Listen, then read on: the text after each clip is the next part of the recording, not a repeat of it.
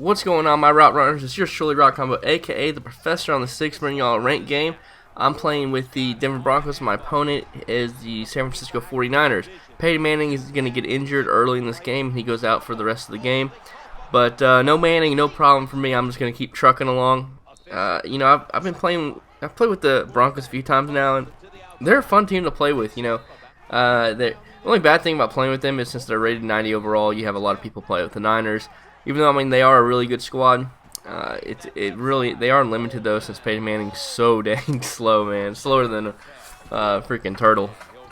But there's a couple things I want to talk about in this video. One, what's going on with college football over the weekend. So for one, the targeting, and two, the BCS standings and some of the little things about that. Oh man, that was a nice little pass by my opponent right there. Good throw there.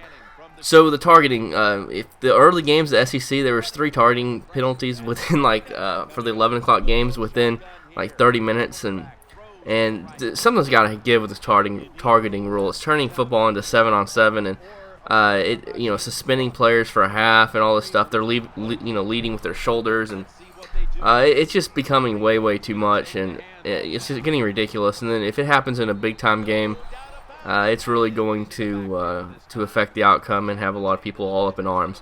And then for something as simple as Johnny Manziel he got horse collared at the end of the game. They didn't call that, and so some of these helmet-to-helmets that aren't even helmet-to-helmets, or some of these receivers that aren't even really defenseless. If you don't want your receiver to be, all you have to do, it seems like, is just throw up a 20-yard pass across the middle or deep in the sideline, and just have your receiver go up in the air, and the defender can't do anything. The quarterback doesn't have to worry about his receiver getting clobbered because of this penalty. It's also causing people to go low, and what's the worst thing is whenever it shouldn't even be a penalty at all, and then the ejection gets overturned, but the penalty still stands. It's just, I don't know, it just doesn't make sense to me, and it's really making me sad, the state of football these days, of how you can't really hit anybody. And I understand the awareness of concussions and everything, and to be honest, I really do think that if you really wanted to stop concussions and all this stuff, I really feel like these players need to wear less pads, less of a helmet, because what all this padding does is make you feel like you're you're fully protected. You just launch yourself into a bunch of different things. But if you don't, if no one was wearing helmets, you're not going to have all these different type of collisions, and people torpedoing themselves all up into a player.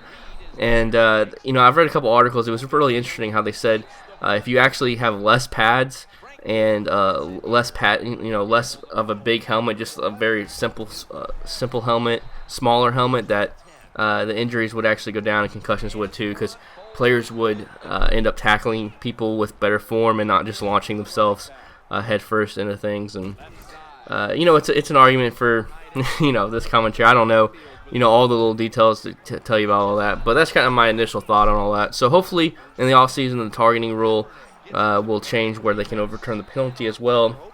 And I don't like the objection for the half. That Ray Drew one, the Georgia guy just pushed the quarterback to the ground and he got ejected. It's like, oh man, it just makes me. It's just frustrating to watch. Okay, so let's get on to the next part of this. As this guy, every time he gets down to the red zone, it's like a 2nd and 1 or something like that. He comes on an I form and has 2 flat routes and 2 curl routes, and he has not done a good job of converting that at all. I've really shut that down and held him to a field goal here. But with 50 seconds left, and my backup quarterback, I'm gonna go down and score. Well, as I said, I get sacked. But let's move on to the BCS rankings and my thoughts of it. So, we have Alabama at 1, the dominant powerhouse, won back-to-back national championships, 3 of the last 4, the team I am biased to. And until someone dethrows them, they definitely deserve to be number 1. They've also only given up 1 touchdown in the last 9 quarters actually, and then they shut out Ole Miss, who, that's a pretty good victory considering we beat them 25-0, and they beat Texas on the road, and just had a really big win over LSU as well this weekend. So, Alabama should be number 1. Number 2 is, surprise, Florida State. I actually called it with my friend. I said Florida State's going to jump Oregon in the BCS standings, and Oregon's number 3. The Ducks are quacking away. They're all upset. And then You know, you have Ohio State 4. Urban Meyer is thinking about having another heart attack, going to the hospital, and then Missouri 5. So I believe that's what the standings should be. All right, let's start with Missouri. Man, that's a surprise team, but they have some really good defensive players on the D line. They have 2 really stud DNs, and then their offense is just stacked. A couple of really good receivers. You know, Darrell Beckham, the #1 player in the nation a couple years ago. Franklin's a pretty good quarterback.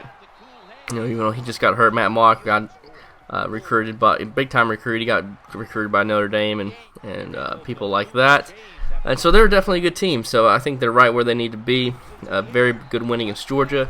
And number 4, Ohio State. A lot of people are saying, "Oh, Ohio State, we won 25 straight games." Yada yada yada. All you are, Ohio State. Let me be clear. Is a Notre Dame team from last year. Team that just Notre Dame last year kept winning and winning close games against bad opponents. And, you know, they finally got tested against the big boys and lost 42-14 to Alabama. Yeah, that's right, God thumbs. Even he said that Alabama wasn't going to be able to run the rock on them. And you know, Urban Meyer would even said last year that the team wasn't even that good. We had a couple good wins, but they didn't have any playmakers on offense. They had, you know, they had a good running back and a good quarterback, but that's about all they had. And this year, you know, they're not looking good at all. You know, barely beating Wisconsin, barely beating Iowa, you know, all these different teams, just not looking up to par. And if you do the true eye test, you can tell they're not a legit team. Even your boy Kurt Herbstreit, who's a Ohio State alumni, would even says that you know they just don't stack up to those top 3 teams. The top 3 teams are Florida State, Alabama, and Oregon.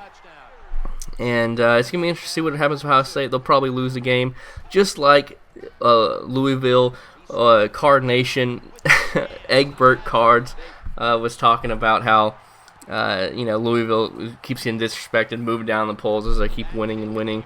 But once again, they finally ended up losing, and Addy Cards is watching reruns of the Final Four in the Sugar Bowl against Florida last year now until for at least a few more months. But anyway, so the Cards finally showed who they truly were. But what is interesting is they're ranked 20, and UCF, who beat them with identical records, is ranked 23. Doesn't make too much sense there. And so, you know, it's going to be interesting to see what happens towards the end of the season. Oregon still has some really tough matchups with Stanford, UCLA, Oregon State. But all I know is, as an Alabama fan, I do not want to play FSU. I bring on Oregon. Quack, quack away. I would love to play Oregon and beat their tail, but I do not want to face Jameis Winston and the Florida State Seminoles. Those guys are for real. Jameis Winston from Alabama, who actually want to go to Texas to play baseball, but Mac Brown doesn't know how to recruit quarterbacks. You know, RG3, Johnny Manziel, yada yada. So, I bring on Oregon, please. Florida State lose, because I do not want to play y'all. But anyways, you know, this game is going to come to an end because it looks like I just blew the game completely. Let me know what you think about what I talked about with the BCS and all that stuff. But all I had to do was get one first down, and the game would have been over. Threw a pick. I made a terrible read, but luckily was able to get the ball right back. My opponent made a bonehead decision, and that is going to do it. I'm going to kneel out the ball, get the victory, 31-30. No Peyton Manning, no problem. So I hope you guys enjoyed this. Let me know what you think in the comment section below. Remember to follow me at Twitter.